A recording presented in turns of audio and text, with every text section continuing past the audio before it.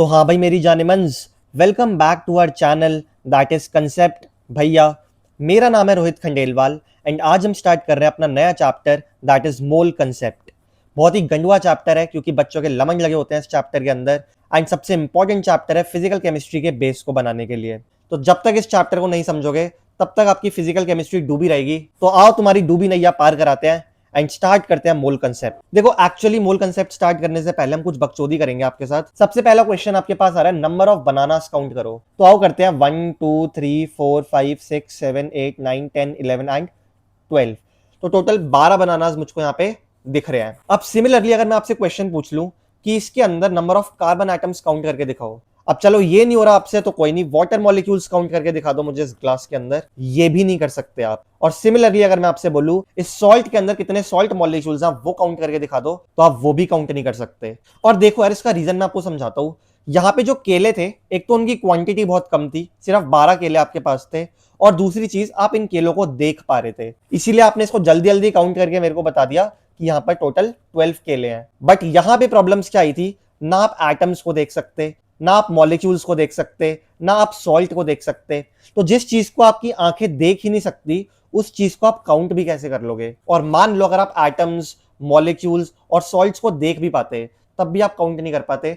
जैसे मान लो एग्जाम्पल के तौर पे आपके जो बाल हैं सर के अंदर, आप उनको देख सकते हो लेकिन क्या आप उनको काउंट कर सकते हो? नहीं कर सकते। और उसका रीजन क्या है भाई? क्योंकि आपके सर में इतने सारे बाल हैं, इतने सारे बाल हैं कि आप उसको काउंट करते रह जाओगे लेकिन आपकी डुग्गी फट जाएगी पर फिर भी आप उनको काउंट नहीं कर पाओगे। तो किसी भी चीज को काउंट करने के लिए दो चीजें हैं, पहली चीज आपको दिखनी चाहिए वो चीज, और दूसरी चीज उसका नंबर भी इतना होना चाहिए कि आप काउंट कर पाओ। अगर ऐसी अनलिमिटेड चीज दे दी काउंट करने के लिए तो पूरी जिंदगी निकल जाएगी लेकिन उसको आप काउंट नहीं कर पाओगे। अब साइंटिस्ट के अंदर भी यही क्वेश्चन था कि एटम्स को वन बाय वन काउंट कैसे करा जाए। पर बाद में हमने सोचा जो हमारी एवरीडे लाइफ है वहां पर भी हम चीजों को एग्जैक्टली काउंट नहीं करते।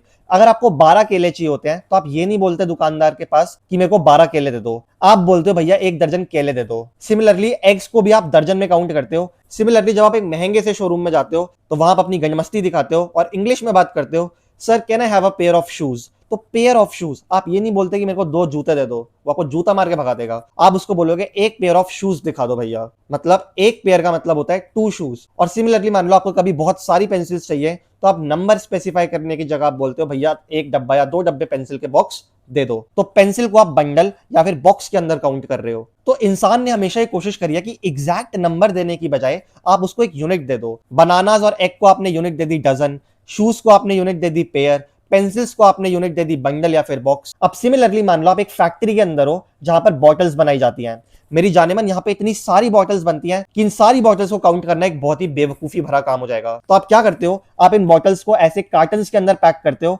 और एंड में आप इन कार्टन्स को गिन लेते हो। और आपको ऑलरेडी पता होता है कि एक कार्टन के अंदर लेट्स से 20 बॉटल्स हैं। तो अब आप बॉटल्स को नहीं गिनोगे, अब आप इन कार्टन्स को गिनोगे। तो ये एक टाइम सेविंग मेथड है। मान लो ये वेयर हाउस है बॉटल का और मान लो यहाँ पे 3 करोड़ बॉटल्स हैं। 20 बॉटल का एक कार्टन को गिनना भी आपके लिए एक बेवकूफी भरा काम हो जाएगा। आप सबसे पहले 20 बॉटल्स को एक छोटे कार्टन के अंदर पैक करोगे। सिमिलरली ऐसे छोटे छोटे कार्टन्स मान लो बहुत सारे आपने इकट्ठा करे और इसको एक बड़े कार्टन के अंदर पैक कर दिया। तो वेयर हाउस के लिए क्या फीजिबल है कि आप एक बड़े कार्टन को गिनो। अब छोटे छोटे कार्टन्स नहीं गिने जाएंगे, अब बड़े बड़े 1 2 3 ऐसे कार्टन्स को आप गिनोगे जिससे काउंटिंग और भी ज्यादा इजी हो जाए। तो आपको समझ में आ रहा है जितने ज्यादा प्रोडक्ट्स उतनी ही बड़ी आपकी काउंटिंग यूनिट भी हो जाएगी। पहले कम प्रोडक्ट्स थे तो आपकी काउंटिंग यूनिट सिर्फ 12 के लिए बनी थी। उसके बाद थोड़े प्रोडक्ट्स बढ़े तो आपने कार्टन्स बनाना स्टार्ट कर दिया, और प्रोडक्ट्स बढ़े तो आपने बड़े बड़े कार्टन्स बनाना स्टार्ट कर दिया। तो जितना ज्यादा नंबर आपको काउंट करना है उतनी ही बड़ी काउंटिंग यूनिट भी आपको लेनी पड़ेगी जिससे काउंटिंग जो है वो एकदम आसान हो जाए। अब डेली लाइफ के अंदर जैसे सॉक्स के लिए आप पेयर वर्ड यूज करते हो, अंडे के लिए आप दर्जन यूज करते हो, चिप्स के लिए आप पैक यूज करते हो, सिमिलरली किसी चीज को रखने के लिए आप कार्टन यूज करते हो, वैसे एटम्स, मॉलिक्यूल्स, आयंस, सॉल्ट्स, ये सब मेरी जानेमन केमिस्ट्री की दुनिया की चीजें हैं और इनको काउंट करने के लिए भी आपके पास एक यूनिट का होना बहुत जरूरी है। तो अब साइंटिस्ट के पास भी सेम क्वेश्चन था, क्या हम एटम्स और मॉलिक्यूल्स को एक एक करके गिने? पर वही वाली बात, एक एक करके गिनना मैंने आपको बताया एक बेवकूफी भरा काम हो जाएगा। तो एक एक करके गिनने वाली चीज को तो सीधा रिजेक्ट कर दिया गया। तो साइंटिस्ट ने एटम्स और मॉलिक्यूल्स को गिनने के लिए एक यूनिट बनाई, उस यूनिट का नाम था मोल। सबसे पहले मेरे को एक बात बताओ कि अगर मैं बोलूं कि 1 डजन केले मेरे पास है तो मेरे को बताओ मेरे पास टोटल कितने केले हैं? मेरे पास टोटल 12 केले हैं, सही है। अगर मैं आपको बोलूं कि मेरे पास 1 डजन मंकीज हैं तो बताओ मेरे पास कितने मंकीज हो गए?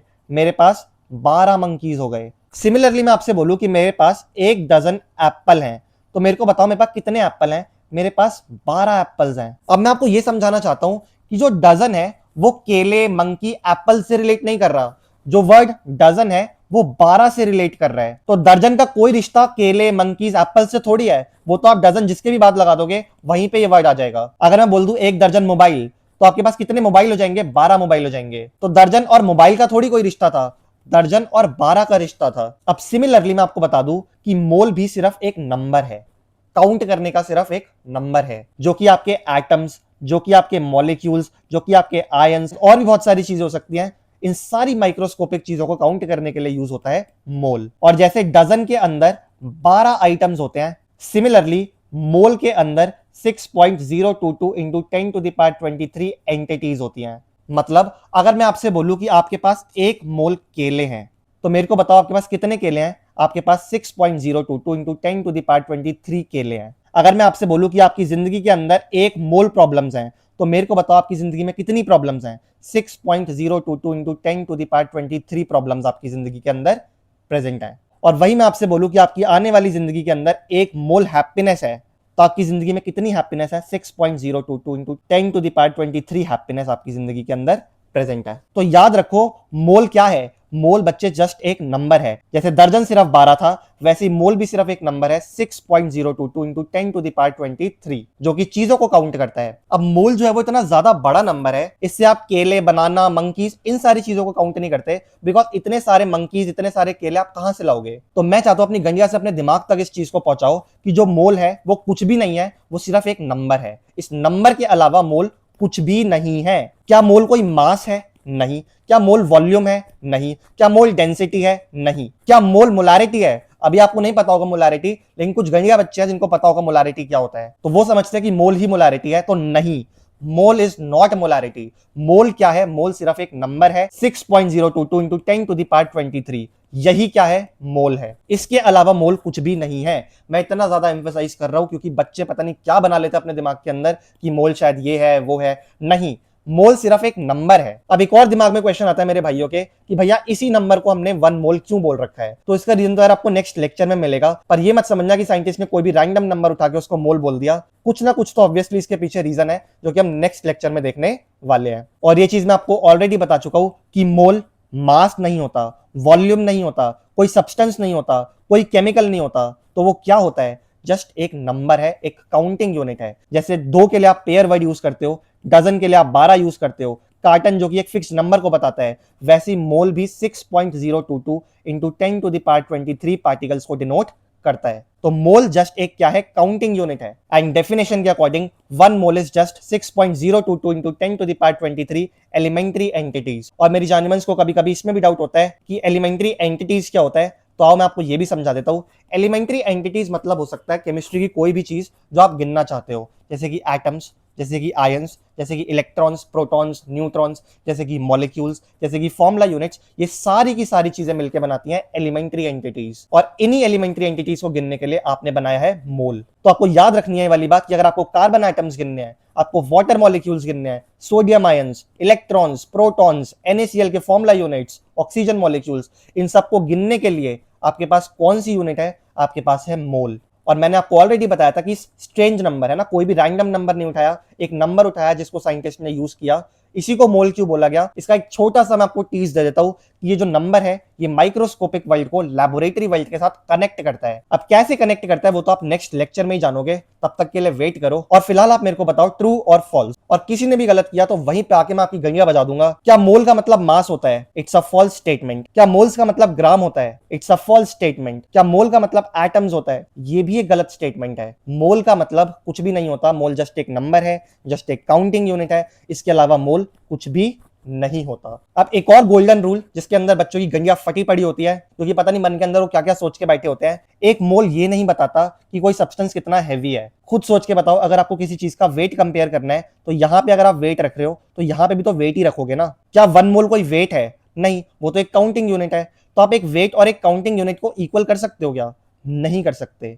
तो याद रखो, मोल ये नहीं बताता कि कोई चीज कितनी हैवी है, एक मोल ये बताता है कि किसी चीज के अंदर कितने पार्टिकल्स हैं। तो इन शॉर्ट बोला जाए तो एक मोल क्या है, एक फिक्स्ड नंबर ऑफ पार्टिकल्स है, that is 6.022 into 10 to the power 23। इसी नंबर को आपने बोल रखा है मोल। तो आई होप आपको समझ में आया होगा कि मोल एटलीस्ट होता क्या है। मैंने पूरा एक लेक्चर लगा दिया इस चीज को समझाने के लिए। अब जो भी मैंने आपको पढ़ाया उसकी गवाही आपको देगी एनसीईआरटी। आपने कभी जिंदगी में अपनी एनसीईआरटी खोल के देखी हो तो वहां पे एनसीईआरटी कहती है कि एटम्स और मॉलिक्यूल्स एक्सट्रीमली स्मॉल होते हैं अपने साइज के अंदर भी, उनका नंबर भी इवन बहुत ज्यादा होता है। अब इतने ज्यादा लार्ज नंबर्स को हैंडल करने के लिए आपको एक यूनिट भी ऐसी चाहिए होगी जो कि एटलीस्ट थोड़ी सी लार्ज हो, जिससे इन सारी चीजों को गिना जा सके। एग्जाम्पल के तौर पे एनसीईआरटी बताती है जैसे एक दर्जन के अंदर 12 आइटम्स होते हैं, एक स्कोर के अंदर 20 आइटम्स होते हैं, एक ग्रॉस के अंदर 144 आइटम्स होते हैं। वैसे माइक्रोस्कोपिक लेवल पे जो एंटिटीज प्रेजेंट है उनको काउंट करने के लिए आपके पास एक यूनिट है जिसका नाम है मोल। अगर आपने फिजिक्स का यूनिट एंड डायमेंशन पढ़ा होगा तो वहां पे आपने 7 बेस क्वांटिटीज या फिर 7 फंडामेंटल क्वांटिटीज पढ़ी होंगी। उन 7 क्वांटिटीज के अंदर एक क्वांटिटी मोल भी होती है जो कि मेजर करती है अमाउंट ऑफ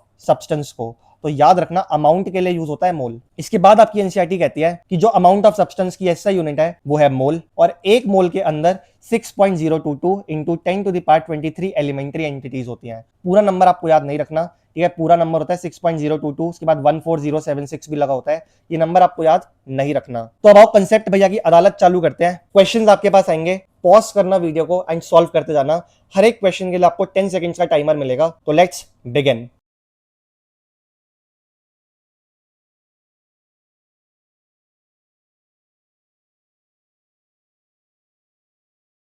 तो पहला क्वेश्चन कह रहा है कि मोल को बेस्ट डिस्क्राइब कैसे किया जा सकता है। यूनिट ऑफ मास नहीं, यूनिट ऑफ वॉल्यूम नहीं, counting unit yes, chemical substance नहीं। तो option number C is the correct answer.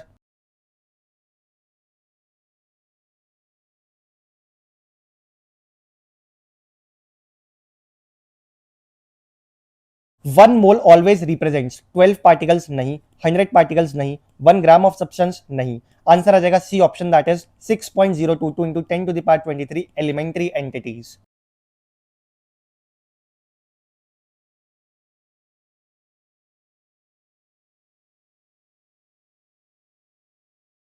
Which of the following can be counted using a mole. Atoms yes, molecules yes, ions yes. तो answer आ जाएगा option number D.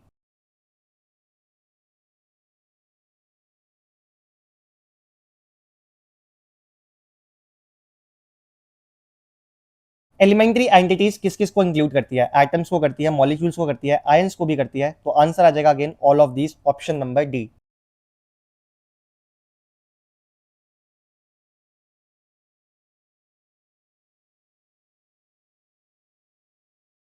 Question कह रहा है एक मोल electrons का मतलब क्या होगा। तो सिंपल है, 6.022 into 10 to the power 23 electrons, option number A.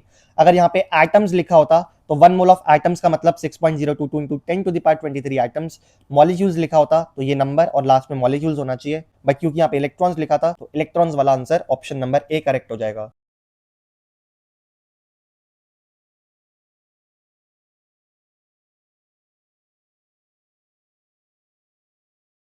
One mole of sodium ions contain. अब क्योंकि सोडियम के आयंस दे रखे थे और उसका 1 मोल है, तो क्या एटम्स आएगा या आयंस आएगा? तो जब आप गिनती करोगे तो आप आयंस की गिनती करोगे या एटम्स की गिनती करोगे? ऑब्वियसली आप आयंस की गिनती करोगे, तो आंसर आ जाएगा 6.022 into 10 to the power 23 sodium ions. जब आपके पास सोडियम आयंस है तो गिनती करते हुए भी तो आयंस ही रहेंगे ना, एटम्स थोड़ी हो जाएंगे वो। तो आंसर आ जाएगा ऑप्शन नंबर बी।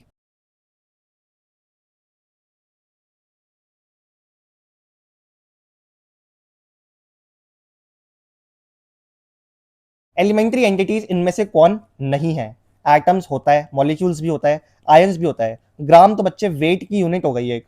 तो D option is the correct answer.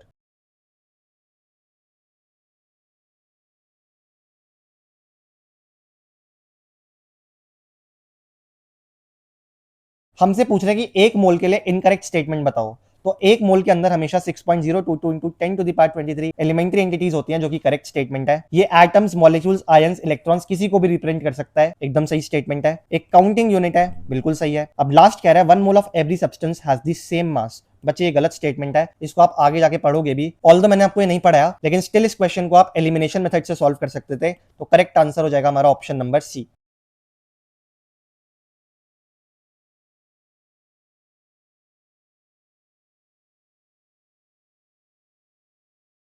Assertion है कि मोल एक काउंटिंग यूनिट है, जो कि करेक्ट है। रीजन दे रहा है कि एक मोल के अंदर हमेशा 6.022 इंटू 10⁻23 एलिमेंट्री एंटिटीज होती हैं, जो कि करेक्ट स्टेटमेंट है। और याद रखना, क्योंकि एक मोल के अंदर इतनी एलिमेंट्री एंटिटीज होती हैं, इसीलिए तो हमने उसको एक काउंटिंग यूनिट बोल रखा है। तो दैट मीन्स रीजन जो है वो एजर्शन को एक्सप्लेन भी कर रहा है। तो आंसर हो जाएगा ऑप्शन नंबर ए।